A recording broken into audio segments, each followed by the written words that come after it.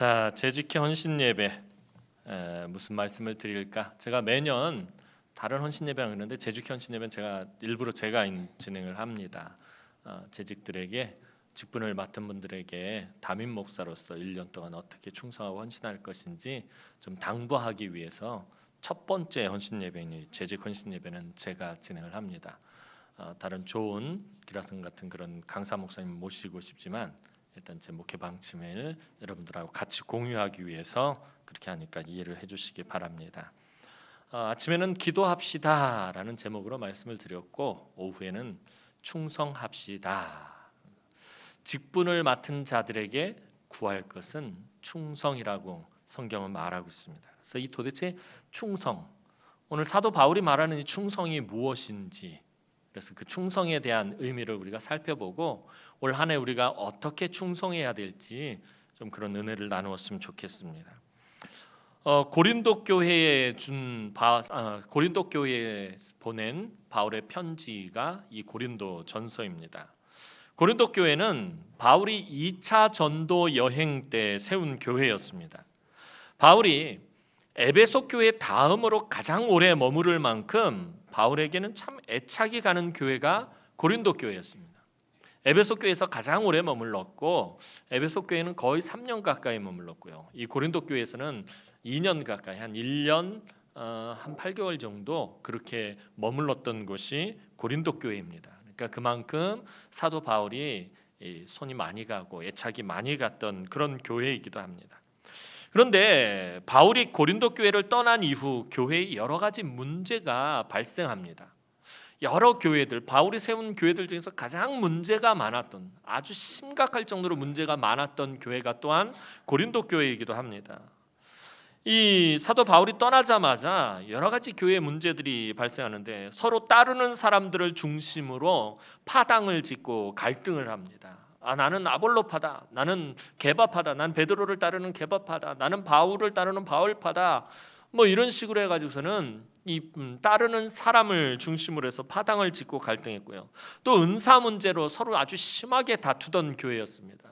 자기가 받은 은사가 최고라고 생각하고 다른 사람이 받은 그 은사를 업수히 여기면서 그렇게 싸움을 하던 것이기도 했습니다. 심지어 나중에는 사도 바울의 사도권을 공격까지 한 교회입니다.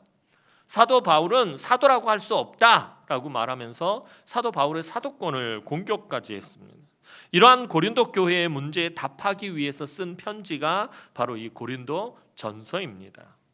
고린도 교회 성도들은 바울, 아볼로, 베드로 이 교회 지도자들을 잘못 이해하고 있었습니다. 자기들이 좋아하는 사람을 중심으로 그에게 충성을 하려고 들었다라는 거예요. 바울을 좋아하는 사람은 바울을 중심으로, 아볼로를 좋아하는 사람은 아볼로를 중심으로, 베드로를 좋아하는 사람은 베드로를 중심으로 그 자기가 좋아하는 사람, 자기가 따르는 그 사람에게만 충성을 다하려고 했습니다. 고린도 교회 성도들은 매우 사람 중심적이었기 때문에 사람에게 충성을 다하려고 했습니다. 이건 분명히 잘못된 일입니다. 오늘날도 마찬가지입니다. 교회가 유명한 사람을 따르고 영향력 있는 사람을 따르며 사람 중심적이 되는 것은 이 세상의 가치관을 따라가고 이 세상의 그런 공동체의 모습을 따라가는 것입니다. 이에 대해 사도 바울은 사람을 바라보아서도 안 되고 사람을 자랑해서도 안 된다라고 말하고 있습니다. 제가 작년에 참 많이 말씀드렸던 것처럼 성경이 우리에게 요구하는 것은 오직 믿음의 주여 온전하게 하시는 이신 예수만 바라봐야 하고 우리가 자랑할 것은 오직 예수 그리스도의 십자가 외에는 없다라는 것입니다. 성경이 우리에게 말하는 것, 우리가 따르고 우리가 자랑하고 우리가 바라보아야 할 것은 사람이 아니라 오직 예수 그리스도이고 그분의 십자가라는 것입니다. 사도 바울은 고린도 교회 성도들에게 바울과 아볼로와 베드로가 사람을 위한 일꾼이 아니며 또한 성도들도 그런 사람들의 일꾼도 아니라고 말하고 있습니다. 그것이 오늘 보면 바로 앞에 있는 고린도전서 4장 1절 말씀입니다. 우리 고린도전서 4장 1절 말씀 한번 보도록 하겠습니다. 고린도전서 4장 1절 말씀입니다. 시작.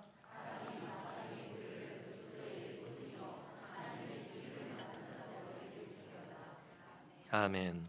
사람이 마땅히 우리를 그리스도의 일꾼이요 하나님의 비밀을 맡은 자로 여길지어다. 여기서 우리는 베드로, 바울, 아볼로, 일단 우선적으로는 이렇게 교회를 이끌어가는 지도자들을 말하고 그 다음엔 또 성도들까지 포함한 말입니다. 사도 바울은 먼저 아볼로나 베드로나 자신이 사람들의 일꾼이 아니라 하나님의 일꾼이라는 것을 분명하게 밝히고 있습니다. 또한 고린도 교회 성도들도 자신들과 마찬가지로 사람의 일꾼이 아니라 하나님의 일꾼임을 강조하고 있습니다. 이 고린도전서 4장 1절에서 등장하는 이 일꾼이란 말은 이 당시에 배의 지금이야 배가 엔진으로 이렇게 작동해서 가지만 이 당시에는 사람이 노를 저어서 갈 수 있게 되어 있습니다. 그래서 이 배의 맨 밑칸에서 노를 젓는 그 노예들을 말하는 헬라어가 바로 1절에서 말하는 이 일꾼이란 말입니다. 보통 성경에서 일꾼이라는 말은 주인의 식탁 봉사를 맡은 종의 개념인 디아코노스라는 말입니다. 그러니까 이전에 사도 바울이 썼던 일꾼이란 말은 이 디아코노스라는 말인데 이게 그냥 보통 성경에서 종이라고 사용되어지는 말입니다.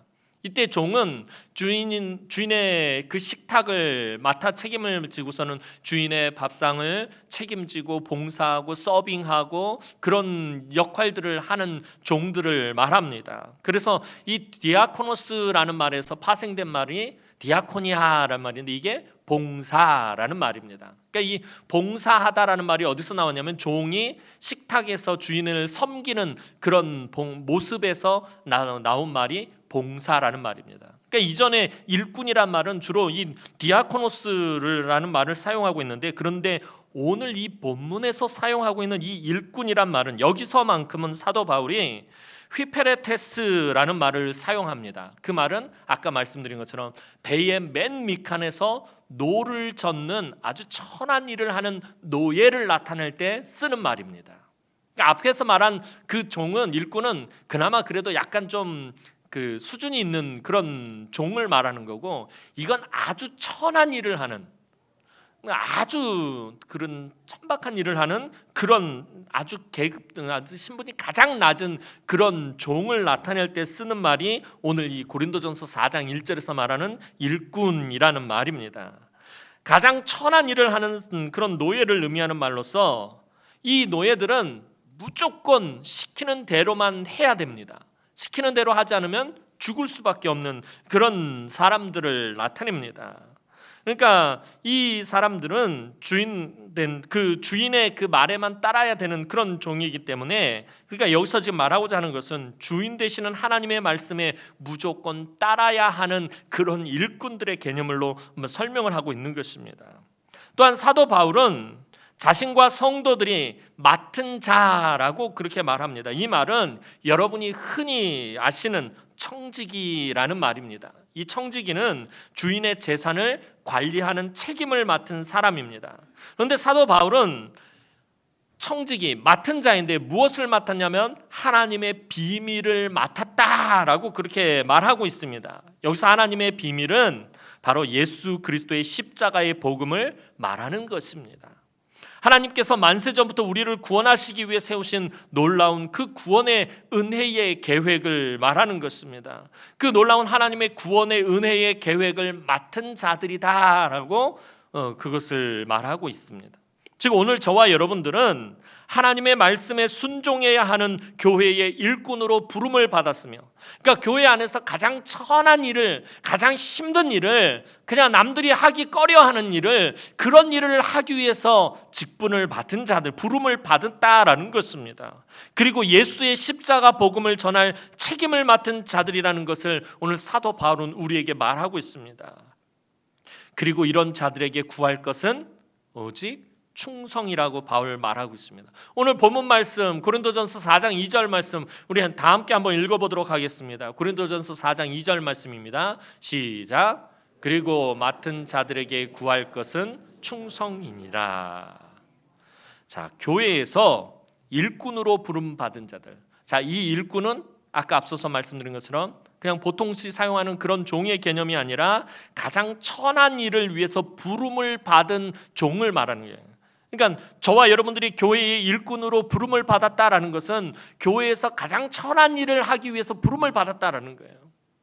아까 말씀드린 것처럼 남들이 꺼려하는 일, 남들이 하기 싫어하는 일, 남들이 즐거워하지 않는 그런 일들을 하기 위해서 저와 여러분들이 부름을 받았다라는 것입니다.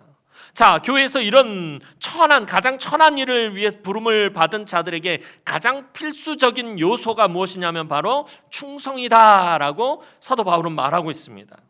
이 충성은 헬라어에서 신실함이란 의미를 가진 말입니다. 신실함, 신실하다 이런 의미를 가진 말입니다. 갈라디아서 5장에 이 성령의 9가지 열매가 등장하는데 그 중에 충성이 포함되어 있습니다. 근데 이때 사용되는 충성과 같은 단어입니다. 따라서 충성은 인간을 향한 인간적인 열심을 말하는 것이 아니라 성령을 사모하고 성령이 충만한 사람은 한 사람도 예외 없이 자신의 삶 속에서 성실하고 자기 자리에서 최선을 다하는 사람이다라는 것을 의미하는 것입니다. 베드로는 예수님을 만나기 전날 밤에 밤새도록 갈릴리 호수에서 그물을 던졌지만 물고기를 한 마리도 잡지 못하는 그런 실패의 밤을 보내야 했습니다. 그런데 우리 주님은 그런 베드로를 찾아오셔서 고기 한 마리 잡지 못한 베드로의 모습을 보신 것이 아니라 밤이 새도록 자리를 지키며 포기하지 않았던 그의 신실함을 보시고 그를 제자로 부르셨습니다. 우리 주님은 우리가 가진 능력을 보시는 것이 아니라 우리의 신실함에 더 관심을 가지시는 분이시다라는 것입니다. 내가 어떤 능력을 가지고 있고 내가 가지고 있는 것이 무엇이며 내가 무엇을 잘하는지 주님은 그것을 바라보시는 것이 아니라 내가 얼마나 신실한 사람인지 그것에 더 관심을 가지고 계시다라는 것입니다. 이것이 바로 우리에게 은혜인 것입니다. 우리 주님이 우리의 능력을 바라보신다면 우리가 어떻게 부름을 받을 수 있겠습니까?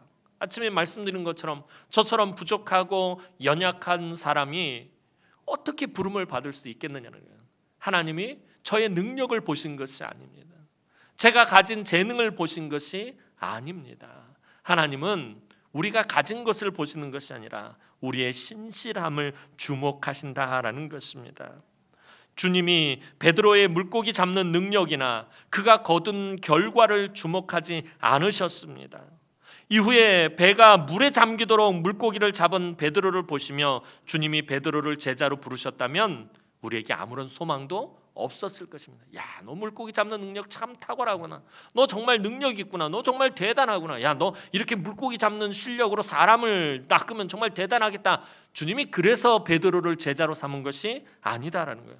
만약에 주님이 제자들을 그런 개인적인 인간적인 능력을 보시고 부르셨다면 오늘 저와 여러분들 가운데 누가 주님에게 부름을 받을 수 있겠습니까?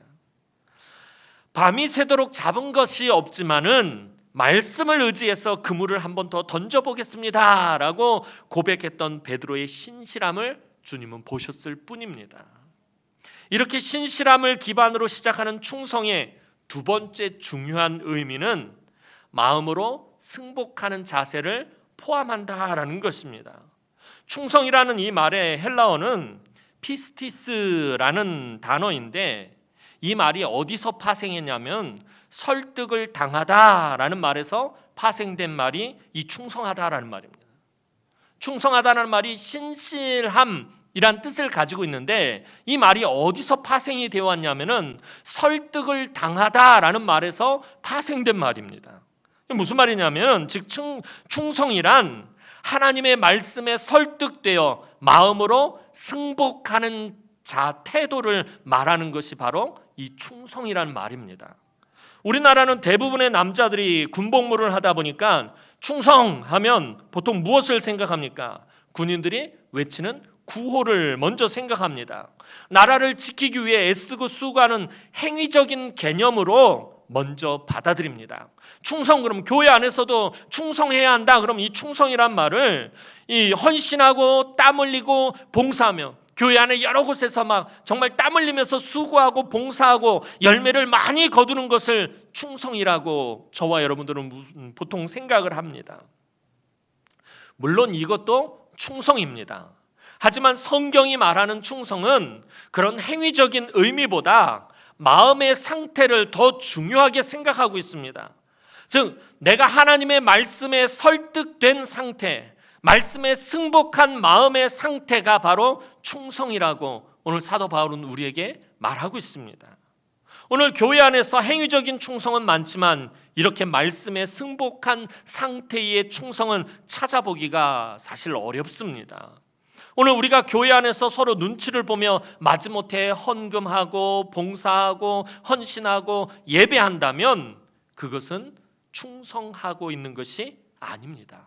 바울의 개념에서 보면은 그것은 충성하는 것이 아닙니다. 하나님은 우리가 무엇인가 결과물을 내는 것보다 마음으로 승복하고 있는 것을 더 원하십니다. 하나님은 당신이 우리의 주인 되시고 아버지 되시고 하나님 되심을 우리가 인정하고 승복하기를 원하십니다. 지난 금요 기도회 때 불렀던 찬양 중에 하나가 오 신실하신 주라는 찬양을 함께 부르며 기도했습니다. 그 첫 번째 가사가 아침에도 찬양을 했는데 오후에도 또 찬양을 하겠어요. 제가 찬양을 못하지만 잘 들어주시기 바랍니다. 하나님 한 번도 나를 실망시킨 적 없으시고 언제나 공평과 은혜로 나를 지키셨네. 은혜가 되지 않습니까? 다들 주무시느라고 이게 자장가로 들리십니까? 하나님 한 번도 나를 실망시킨 적 없으시고 언제나 공평과 은혜로 나를 지키셨네. 이 가사를 우리는 그냥 찬양하고 우리 그냥 읽잖아요. 근데 언젠가 어느 책에서 이 찬양에 대해서 소개하는 글을 제가 읽은 적이 있습니다. 이 찬양을 만드신 분은 사실 이렇게 말할 수 없는 상황 가운데서 이런 찬양을 만드셨다고 합니다. 하나님 한 번도 나를 실망시킨 적 없으시다 이렇게 말할 수 없는 상황 가운데서 이 찬양을 만드셨다고 합니다. 이 찬양을 만드신 분에게는 딸이 있었는데 어릴 때부터 아주 중병을 앓아왔다고 합니다. 항상 병원 신세를 지고 늘 아프던 그 딸이 결국에 16살 꽃다운 나이에 하나님 품으로 돌아가게 되었습니다. 그 딸을 위해서 얼마나 많이 기도하고 얼마나 부르짖었겠습니까? 16년 동안 아마 그 딸아이가 낳기를 하나님 앞에서 얼마나 부르짖으며 기도했는지 모를 것입니다. 부모의 입장에서는 자식이 먼저 죽는 것만큼 슬픈 일이 없다고 합니다. 그래서 자식이 먼저 죽으면 가슴에 묻는다라고 어른들 그렇게 말씀하십니다. 뭐 생각하고 싶지도 않지만 그런 것들을 이렇게 상상해 보면 마음이 그냥 저절로 미어집니다. 그죠? 여러분들의 자녀가 여러분들보다 먼저 하나님 앞으로 간다고 생각을 해보시기 바랍니다. 참 마음이 너무나도 많이 아플 것 같아요. 그런데 이 찬양을 만드신 분은 그토록 가슴 아픈 상황에서 여전히 하나님 한 번도 나를 실망시킨 적 없으시다라고 찬양을 하고 있다는 거예요. 16년 동안 딸이 낳기를 하나님 앞에 정말 그토록 뜨겁게 기도하고 그 딸을 정말 얼마나 사랑하면서 하나님 앞에 기도했겠어요. 그런데 하나님이 그 딸을 데려가셨어요. 그때에 이분이 고백한 찬양이 하나님 한 번도 나를 실망시킨 적 없으신다라는 거예요. 도무지 이해가 안 되는 거예요. 제가 만약에 그런 상황 가운데 있었다면 하나님 나를 절망과 실망으로 인도하시고 아마는 저는 그렇게 되겠어요. 어떻게 이러실 수가 있나? 어떻게 나에게 이러실 수가 있나?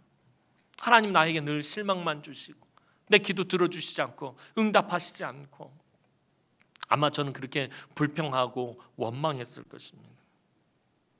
이게 정말 이 상황에서 가능한 고백입니까? 우리 그냥 금요철야 때는 아무튼 그냥 찬양 부르지만 입장을 바꿔놓고 생각해 보세요. 내가 만약 이런 입장이라면 내 입에서 정말 이런 찬양이 나올 수 있겠느냐라는 거예요. 이 찬양을 만드신 분은 하나님께 이 모든 상황을 승복한 것입니다. 나에게 주어진 이 상황을 그냥 그대로 승복한 것입니다. 머리로는 왜 이런 일이 일어나는지 도무지 이해할 수 없고 납득이 안 되지만 만세전부터 우리를 택하시고 계획을 가지고 계신 영원하신 하나님의 섭리하심 앞에서 100년도 살지 못하는 미련하고 어리석은 우리가 알 수 없는 하나님의 깊은 뜻이 있음을 믿고 승복하기로 결단했기 때문에 이런 고백이 가능한 것입니다. 그리고 성경은 이것이 바로 충성이라고 말하고 있는 것입니다. 행위적인 개념이 아니라 마음의 상태를 말하고 있는 거예요. 충성이란 말에는 또한 계속, 지속 이런 의미도 포함되고 있습니다. 따라서 성경이 말하는 이 충성은 잠시 잠깐 혹은 일회적인 그런 열심을 의미하지 않습니다. 계속적이고 지속적인 열심을 말합니다. 예수님은 마태복음 25장에서 여러분들이 너무나도 잘 아는 달란트 비유를 통해서 이 점을 분명히 우리에게 알려주셨습니다. 달란트 비유를 보면 어떤 사람이 타국에 갈 때 종들을 불러서 자기 소유를 각각 5달란트, 2달란트, 1달란트 맡기고 갔습니다.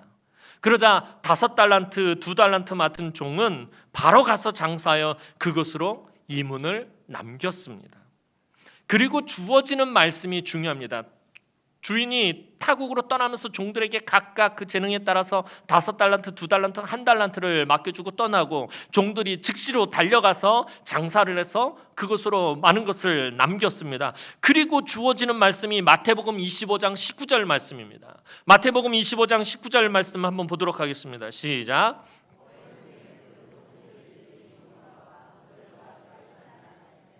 주인이 달란트를 맡기고 타국으로 갔는데 돌아와서 무엇을 한다고요? 결산을 한다라는 거예요. 자, 그런데 주인이 돌아와서 결산을 하는데 언제 결산한다고 말이죠? 오랜 후에 그 종들의 주인이 돌아와 그들과 결산할세. 결산을 하는데 언제 한다고요? 오랜 후에 결산을 한다라는 거예요. 주인이 왜 오랜 후에 결산을 하느냐라는 거예요. 5달란트, 2달란트 맡은 종들은 오랫동안 계속해서 자기가 맡은 일에 최선을 다한 것입니다. 주인은 그 종들이, 달란트를 맡은 종들이 오랫동안 계속해서 지속적으로 충성하기를 바랬다라는 것입니다. 하나님 나라에서 잠시 잠깐 열심을 내거나 일회적인 열심은 인정을 받지 못합니다. 하나님은 계속적이며 지속적으로 열심히 하는 사람을 사용하시고 그 사람을 인정하십니다. 따라서 주님이 착하고 충성되다라고 말하는 사람은 지속적으로 하나님의 말씀에 승복하며 맡겨진 일에 열심을 다하는 사람입니다. 충성이라는 말은 또한 앞서서 신실함이란 뜻을 가진다라고 말씀을 드렸습니다. 그런데 이 신실함이란 말은 원래 어디서 사용되어지는 말이냐면 하나님의 신실하심을 가리킬 때 사용하는 말이 이 신실함입니다. 성경에서 보통 신실함 그러면은 하나님의 신실하심을 나타내는 말입니다. 그래서 우리가 진정으로 충성하기 위해서는 하나님의 신실하심의 은혜를 체험해야 한다라는 것을 또한 사도 바울이 우리에게 말하고 있는 것입니다. 우리가 하나님의 신실하신 은혜를 체험하지 않고는 절대로 하나님의 신실한 일꾼이 될 수 없습니다. 변함없이 나를 사랑하시는 그 신실하심을 우리가 체험하고 그것을 기억해야 비로소 저와 여러분들이 신실한 일꾼으로 사용되어진다라는 것입니다. 오늘 본문에서 사도 바울은 스스로 예수 그리스도의 가장 천한 일꾼이 되고자 했음을 볼 수 있습니다. 그냥 일꾼이 아니라 특별하게 다른 단어를 사용해서 가장 천한 일꾼이라는, 가장 천한 노예라는 그 신분의 단에게 사용되어지는 그 단어를 오늘 따로 빼서 사용하면서 자기가 그랬다는 거예요. 그리스도의 가장 천한 일꾼이 되고자 했다라는 것을 지금 말하고 있습니다. 바울은 당시에 최고의 엘리트 중에 엘리트였으며 개인 스펙으로는 그 누구도 따라올 수 없는 그 시대의 가장 탁월한 사람이었습니다. 그냥 그대로 유대인의 사회에 있었으면 유대 사회에서 가장 성공하고 가장 출세하고 가장 평안한 삶을 살 수 있었습니다. 그런데 왜 바울은 배에서 노를 젓는 천한 노예와 같은 종을 자처하고 결국에는 로마에서 순교하게 된 것입니까? 왜 바울은 그런 삶을 선택한 것입니까? 바울은 디모데전서 1장 13절에서 15절에 이렇게 말하고 있습니다. 디모데전서 1장 13절에서 15절 말씀 우리 다 함께 읽도록 하겠습니다. 시작.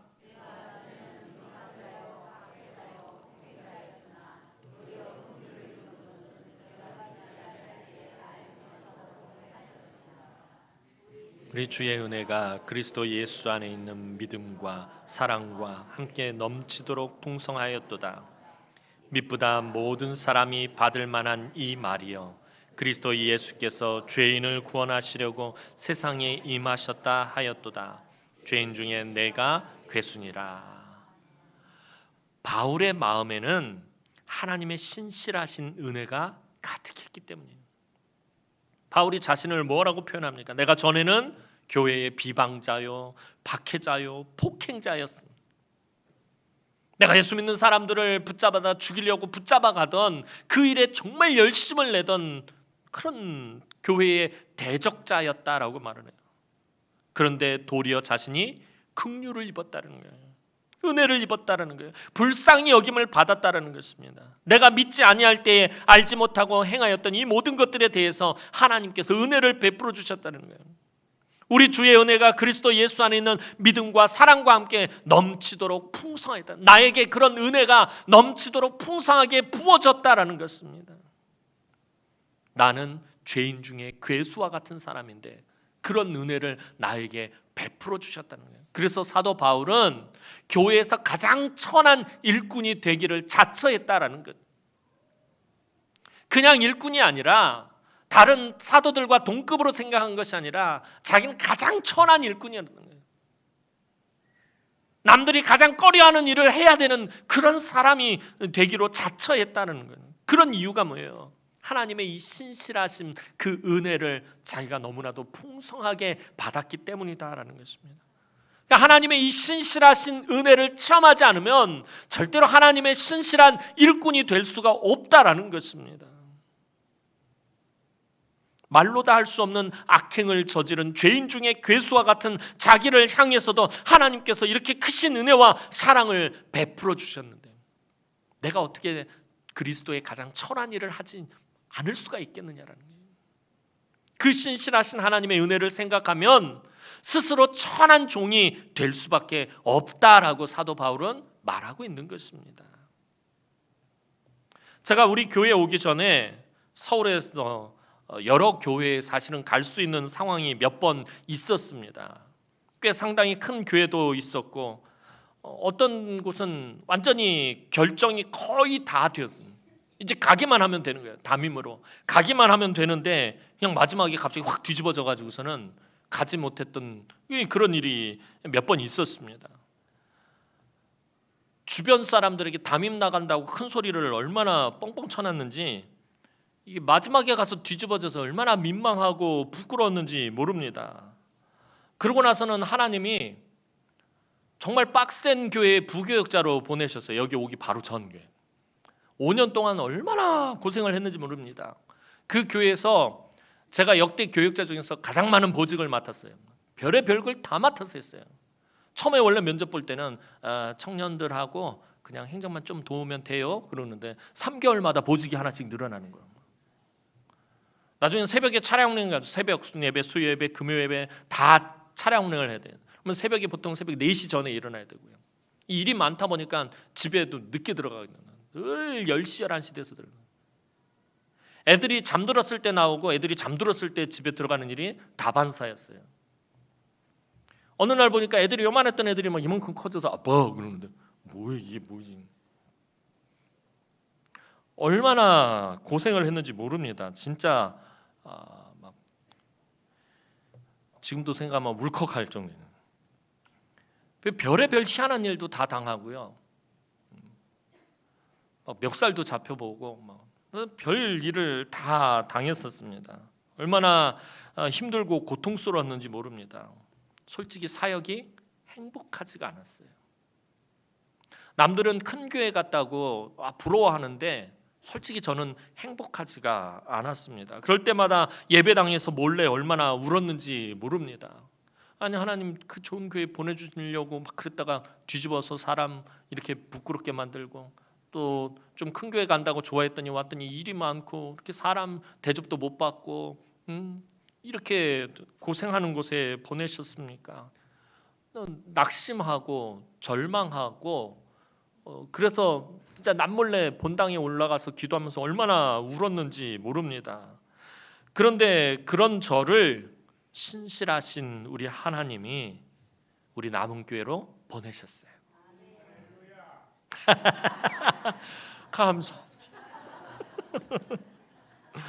지금 드는 생각은 이렇게 좋은 교회에 보내시려고 하나님께서 그렇게 다른 교회들을 막으셨구나 하는 생각이 드는 거예요. 솔직히 우리 교회보다 더 큰 교회들도 있었고요. 진짜 다 됐는데 다 된 밥에 진짜 코 뿌린다고 막 다 이상하게 가는 걸로 뭐 집사람 언제 가서 저기도 다 하고 가서 살 집도 다 보고, 근데 마지막에 가서 안 되는 거예요. 하나님 왜 막으셨을까? 처음에는 진짜 원망이 많이. 제가 하나님 앞에 집이 진짜 입이 이만큼 나와가지고서는 지금 뭐 하시는 거냐고, 사람 창피하고 민망하고 부끄럽고, 다면 내보낼 것처럼 그렇게 하시더니 왜 부교육자로 보내가지고 또 고생은 또 이렇게 시키시는지, 얼마나 하나님 원망. 5년 내내 진짜 얼마나 원망했는지 몰라요. 근데 저 사람한테 말은 안 했는데, 저 사람 마음 아파할까봐 말은 안 했는데, 진짜 매일같이 울고 매일같이 진짜 하나님 원망하고 불평하고. 근데 지금 와서 생각해보면 그런 거야.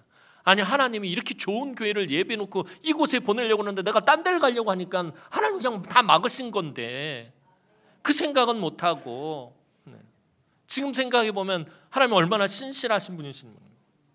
그 신실하신 하나님을 제가 의지하지 못하고 바라보지 못했음에도 불구하고 하나님은 끝까지 저를 붙들고 계셨다는 거예요. 하나님 신실하신 분이시니까.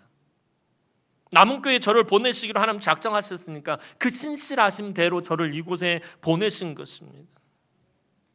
사랑하는 성도 여러분, 그리고 우리 재직 여러분, 하나님의 말씀에 승복하며 지속적으로 신실하게 충성하는 여러분들이 되기를 소망합니다.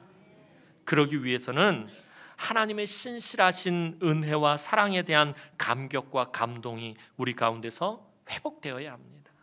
내가 먼저 하나님의 신실하심을 체험해야 돼요. 아, 하나님 정말 신실하신 분이시구나. 하나님 정말 변함없이 나를 향한 그 사랑을 베푸시고 은혜를 베푸시는 분이시구나. 그것을 우리가 깨달아야 한다는 거예요. 그것을 알지 못하면 저와 여러분들이 하나님에게 승복할 수가 없어요. 그리고 지속적으로 충성할 수가 없습니다. 내가 죄인 중에 괴수였는데, 내가 절망적인 삶의 형편과 처지에 놓여 있었는데, 자녀들이 세상에서 방황하고 있었는데, 내 믿음이 흔들리고 침체되었었는데, 신실하신 하나님이 여전히 나를 붙들고 계시고 한량없는 은혜를 베푸시고 변함없이 사랑하셨음을 기억해야 진정한 충성으로 하나님 앞에 설 수 있게 되는 것입니다. 오늘 헌신 예배를 드리는 우리 남흥의 재직들이 하나님의 마음을 정말 시원케 드리는 온전히 충성된 일꾼으로 올 한 해 그렇게 쓰임 받았으면 좋겠습니다. 하나님의 말씀이 여러분들에게 주어졌을 때 그 말씀이 나의 생각과는 다를지라도, 내가 지금 처해 있는 형편과는 다를지라도 그 말씀 붙들고 그 말씀에 승복하고, 또 어떤 상황과 어떠한 형편과 어떤 처지 가운데 있을지라도 신실하게 지속적으로 계속해서 충성함으로 정말 우리 하나님의 마음을 올 한 해 시원케 해드리는, 그래서 올 2020년뿐만 아니라 평생에 하나님 앞에 귀하게 쓰임받는 충성된 일꾼들이 되기를 주님의 이름으로 축원합니다. 기도드리겠습니다. 사랑과 은혜가 많으신 아버지 하나님, 은혜와 사랑을 진심으로 감사를 드립니다. 맡은 자들에게 구할 것은 충성이라고 하셨을진데 하나님, 오늘 우리가 하나님의 말씀에 승복하고 순종하고 우리가 정말 하나님께 맡은 그 모든 것들에 대해서 정말 최선을 다해서 끝까지 헌신하고 충성하는, 정말 하나님의 마음을 시원케 해드리는 그런 충성된 일꾼으로 살아갈 수 있도록 은총을 베풀어 주시고, 올 2020년도 교회 안에서 온갖 굳은 일, 천한 일 다 스스로 종이로 자처하며 그 모든 것들을 감당하는 우리 모든 남흥의 권속들이 되어질 수 있도록 하나님 은혜를 베풀어 주시고, 우리 하나님 정말 기쁘고 즐겁게 사용하는, 그렇게 쓰임 받는 오늘 우리 모두가 되어질 수 있도록 하나님께서 은혜와 은총을 베풀어 주옵소서. 감사를 드리옵고 예수님의 이름으로 기도하옵나이다. 아멘.